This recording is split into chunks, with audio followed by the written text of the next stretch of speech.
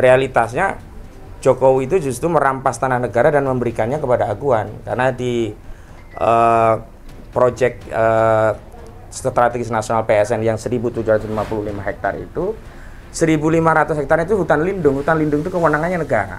Nah itu mau dikasih kepada Pantai Indah Kapuk untuk proyek mereka, untuk proyek yang disebut dengan tropical coastline. Kita lihat negara justru sibuk membela Aguan adalah pada kasus sertifikat laut yang dipersonifikasi kepada Lurah Kohot atau Kades Kohot, yakni Arsin, dan dilokalisir TKP-nya hanya di kelurahan Desa Kohot, bukan kelurahan, Desa Kohot. Katanya pelakunya adalah Arsin Kades Kohot dan staf Arsin yang bernama T. Dugaan kami ini Tarsin yang hadir, yang kata Bang Khalid itu jangan-jangan itu staf lurah doang gitu. Nah itu, karena itu strategi untuk menyelamatkan dan melokasi terjadi sama baik di kasus pagar dan juga di kasus sertifikat. Padahal ini yang belum diketahui mayoritas publik, kejahatan di daratan ini kan baru bicara kejahatan di laut. Kejahatan di laut itu ada kejahatan pagar dan sertifikat laut. Di daratan lebih parah lagi. Di daratan itu modus operandi merampas tanah rakyat Banten itu dilakukan dengan cara apa? Dengan cara menerbitkan sertifikat yang overlap dengan tanah-tanah milik rakyat. Bismillahirrahmanirrahim. Assalamualaikum warahmatullahi wabarakatuh. Alhamdulillahirabbil alamin. Nahmaduhu wa nasta'inuhu wa nastaghfiruh. Wa na'udzubillahi min syururi anfusina wa min sayyiati a'malina. May yahdihillahu fala mudhillalah wa may yudhlil fala hadiyalah. Asyhadu an la ilaha illallah wa asyhadu anna Muhammadan abduhu wa rasuluhu la nabiyya ba'da wa rasulah amma ba'd. Pertama kali kami ucapkan puji syukur kehadirat Allah Subhanahu wa taala, sekaligus terima kasih kepada Kesultanan Banten yang sudah berkenan bukan hanya menerima, tapi merambut kami semua secara baik. Dan tadi masakannya enak gitu Pak ya. Luar biasa, mudah-mudahan Allah membalasnya dengan yang lebih baik, dan kami mudah-mudahan juga bisa berkesempatan suatu hari kelak gantian ke Jakarta, kami yang merambutnya begitu. Dan yang kedua, kami perkenalkan hari ini hadir bersama kami di sebelah kanan saya adalah Dr. Majen TNI Purnawirawan Dr. Samsu Jalal. Nah, kalau di zaman ABRI ya, belum berubah TNI Polri, beliau ini polisinya polisi, tapi bukan Sambu, ya polisinya tentara. Nah, karena kalau nginget Sambu jangan langsung ingat beliau. Jadi kalau ngingat ABRI, polisinya ABRI dulu, bukan hanya tentara, polisinya ABRI itu adalah beliau, Pak Samsul. Dulu TNI sama polisi. Iya, Angkatan Bersenjata Republik Indonesia sebelum ada pemisahan. Kemudian di depan kami beliau adalah Bapak ini Laksamana, kalau beliau Angkatan Darat nih hadir pula di tengah-tengah kita Angkatan Laut. Ya, Bapak Laksamana Purnawirawan TNI Pak Slamet Subianto. Pak Slamet Subianto ini mantan Kasal nggih Pak nggih. Nah, hadir bersama kami dan Masya Allah beliau dikontak, alhamdulillah langsung bisa bersama kami. Dan yang ketiga mungkin walaupun sudah kenal tetap saya perkenalkan kembali. Beliau yang paling garang, paling galak, paling concern tentang PIK 2, yang ngusir-ngusir preman. Jadi preman itu baru datang setelah beliau pergi. Jadi tahu jadwal beliau pergi. Makanya preman itu datang kalau sudah tahu jadwal beliau pergi gitu. Selama beliau ada nggak berani. Nah, beliau ini mantan Danjen Kopassus. Siapa lagi kalau bukan Pak Majen TNI Purnawirawan Sunarko gitu. Mantan Panglima juga Pak. Mantan Pangdam Aceh begitu. Dan saya sempat keliru menulis nama beliau itu nggak pakai ejaan lama. Harusnya kan Suinarko. Nah, jadi saya tulis dulu Sunarko. Ini keliru Mas. Memang harus rinci menulis nama seseorang itu kaitannya dengan pride seseorang begitu ya. Alhamdulillah. Dan memang hadir di tengah kami saya juga ajak aktivis dari Banten sendiri Pak Kiai yang hari ini hadir. Memang kami harapkan nanti juga bisa menyampaikan bagaimana kondisi perjuangan terakhir di wilayah masing-masing. Misalkan ada Kang Iwan Darmawan, ada Pak Komar, juga ada Bang Jaki dan yang lainnya hadir nanti begitu. Nanti mungkin Kang Iwan bisa juga mewakili, dan saya juga minta nanti Pak Samsu, Pak Slamet dan juga Pak Maijen Sonarko juga bisa menyampaikan. Tapi dari saya ingin menyampaikan beberapa hal. Sebelum saya lanjutkan juga kami titip salam taklim buat Sultan, aku harus baca nih kurang hafal ya, Ratu Bagus Hendra Bambang Wisanggeni Suryatmaja MPA. Kami titip salam meskipun belum bisa ketemu langsung, tapi insya Allah forum ini berkah dan ini bisa kami sampaikan kepada publik. Ada representasi kesultanan yang menerima resmi dan ini bagian dari bentuk himmah, bentuk perhatian dari Kesultanan Banten terhadap rakyat Banten yang hari ini sedang terzalimi. Mungkin kalau tadi sebagian ya baru dititipkan masjid dan orang miskin, mungkin hari ini rakyat Banten kalau boleh diambil pesannya ya hari ini sedang ingsun titip wong Banten kepada Sultan, kira-kira begitu. Karena nasib Banten hari ini tidak saja bisa ditentukan oleh rakyatnya saja, tapi juga umaroknya, juga ulamanya begitu. Yang pertama ingin saya sampaikan adalah update perkembangan 3 kali kami kemari dan pertemuan yang pertama kami sudah sampaikan akan menggugat. Perlu kami sampaikan bahwa gugatan kami yang kami ajukan kepada 8 pihak dan 1 turut tergugat itu sampai sidang mediasi ketiga tidak ada yang hadir. Jadi Aguan tidak datang, tidak hadir, Antoni Salim tidak hadir, Joko Widodo tidak hadir, Erlangga Hartarto tidak hadir, PT Pantai Indah Kapuk tidak hadir, PT Kukuh Mandiri Lestari tidak hadir, termasuk ya sahabatnya Pak Zaki, lurah-lurah ya, atau kepala desa ya, Surtawijaya dan Mas Kota juga tidak hadir begitu. Makanya terakhir gugatan dianggap gagal mediasi dan masuk pokok perkara. Sidang berikutnya adalah Senin 10 Maret 2025. Perlu kami tegaskan bahwa mediasi itu bukan berarti kami ingin damai, tapi memang ada proses prosedur harus mediasi. Dan memang kalau mediasi itu prinsipalnya tidak hadir, ya tidak bisa dilanjutkan. Kemarin pihak lawyer dari Aguan dan kawan-kawan inginnya tetap mediasi dengan mereka, karena mereka menganggap sudah mendapat kuasa untuk bermediasi. Kami tolak, karena ini sama saja penghinaan kepada rakyat. Yang menggugat itu juga purnawirawan TNI, ada 20 orang itu dari sipil dan militer. Ada purnawirawan TNI yang tergabung dalam forum Purnawirawan Pejuang Indonesia.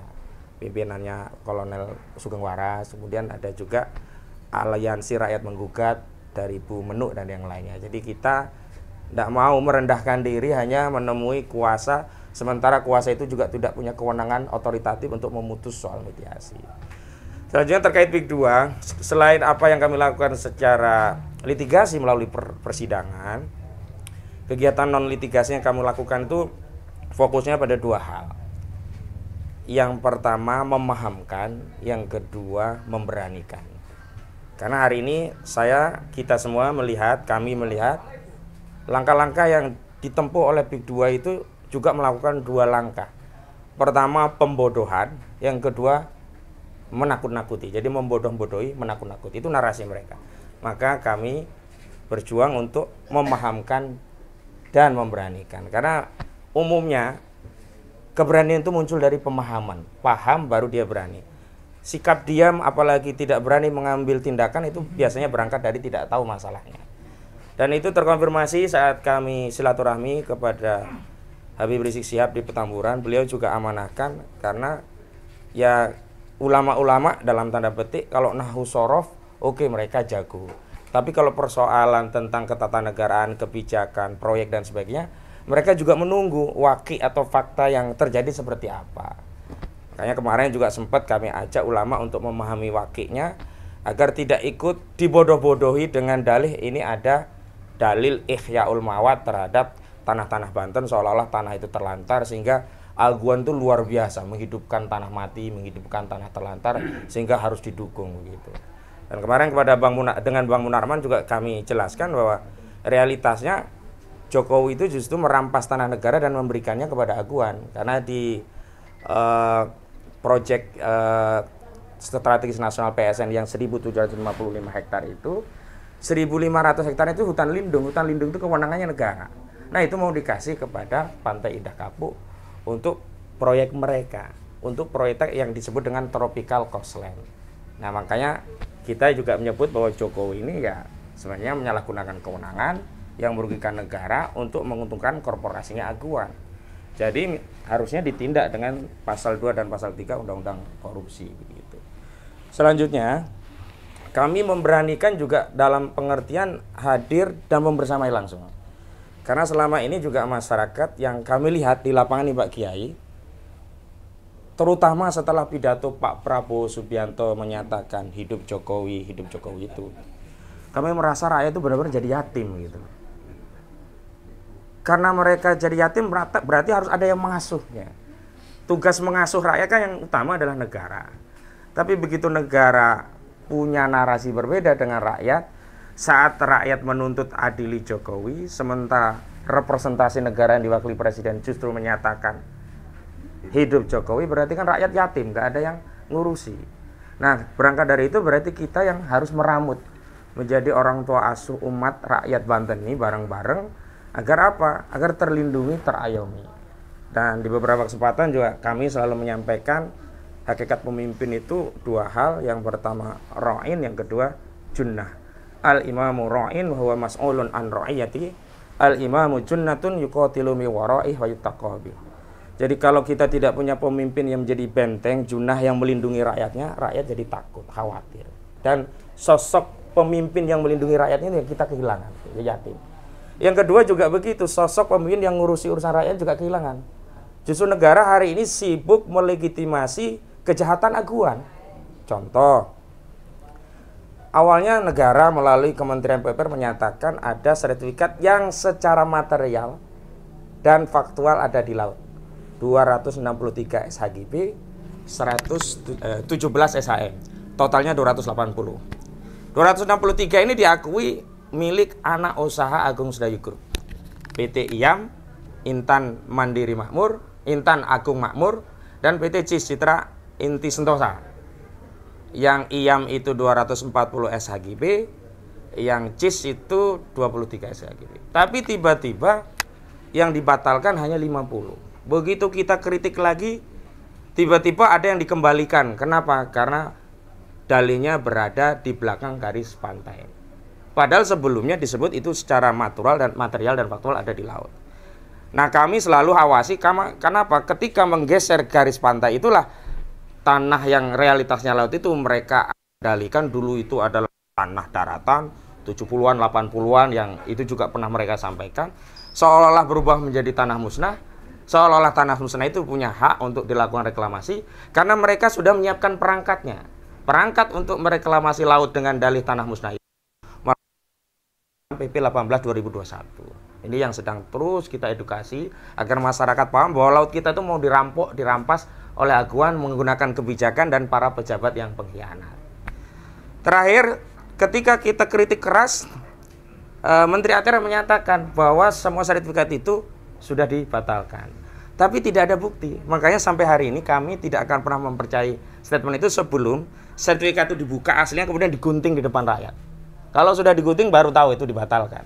Kalau cuma statement itu disimpan, suatu saat kita redam, diaktifkan kembali, kemudian jadi dalih untuk melakukan reklamasi, ini bahaya gitu. Nah, misalkan contoh yang terakhir lagi ketika kita lihat negara justru sibuk membela aguan adalah pada kasus sertifikat laut yang dipersonifikasi kepada Lurah Kohot atau Kades Kohot, yakni Arsin. Dan dilokalisir TKP-nya hanya di kelurahan, desa Kohot, bukan kelurahan, desa Kohot. Padahal kita tahu pagar laut sepanjang 30,16 km itu 16 desa ditambah beberapa desa di Kabupaten Serang. Yang pertama tadi di Kabupaten Pangkep. Nah, ini menunjukkan bahwa ada upaya melokalisir baik dari sisi lokasi dan juga individualisasi, seolah pelakunya hanya Arsin dan 3 orang. Arsin, Sekdes, kemudian ada SP dan C, Chandra sama Septian, dan kita tahu itu. Kemudian baru ketika kita kritik, kok pagar laut yang ada di dasar laut saja sudah diproses, sertifikat yang ngejogrok yang melibatkan TNI, bahkan TNI menjadi korban harus ngangkati, ada yang kena pancing, ada yang kena racun dan macam-macam. Nggak ada yang bertanggung jawab, sementara yang di Bekasi sudah ada yang bertanggung jawab, sudah dihukum untuk nyabut sendiri yang di Bekasi itu. Baru hari kemarin dari KKP Wahyu Sakti Tenggono, katanya pelakunya adalah Arsin Kades Kohot dan staf Arsin yang bernama T. Dugaan kami ini Tarsin yang hadir, yang kata Bang Khalid itu jangan-jangan itu staf lurah doang gitu. Ya, itu betul. Nah, itu karena itu strategi untuk menyelamatkan dan melokasi terjadi sama baik di kasus pagar dan juga di kasus sertifikat. Padahal ini yang belum diketahui mayoritas publik, kejahatan di daratan ini kan baru bicara kejahatan di laut. Kejahatan di laut itu ada kejahatan pagar dan sertifikat laut. Di daratan lebih parah lagi. Di daratan itu modus operandi merampas tanah rakyat Banten itu dilakukan dengan cara apa? Dengan cara menerbitkan sertifikat yang overlap dengan tanah-tanah milik rakyat. Ketika diadu, rakyat yang akan dikalahkan, ya geng Agung Sedayu ini yang dimenangkan. Memang bukan Aguan yang turun langsung. Dia pakai nama Angcun atau Ago Jali. Ada Freddy, ada Henry. Yang 3 orang ini menguasai 900 hektar tanah daratan. Coba bayangkan 3 orang 900 hektar tanah daratan.